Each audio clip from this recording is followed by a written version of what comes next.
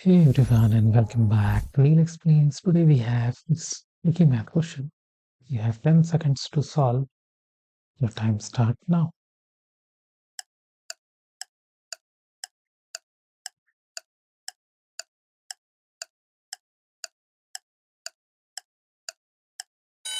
Okay, time's up. Now here we can see 90 divided by 3 times is 4 square minus 14. So this is our math problem. We will follow here order of operation. Here inside this parenthesis part, first reference is parenthesis. So we will solve for this part.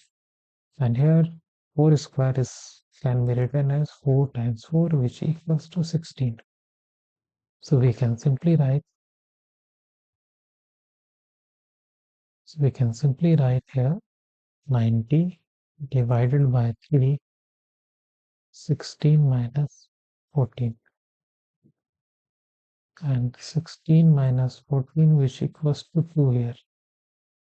So we will write 90 divided by 3 times 2, and here we will use left to right because multiplication division have the same variety. So we will first divide this. 90 divided by 3 will give a 30 result times 2, and 30 times 2 will give result final, that is 60.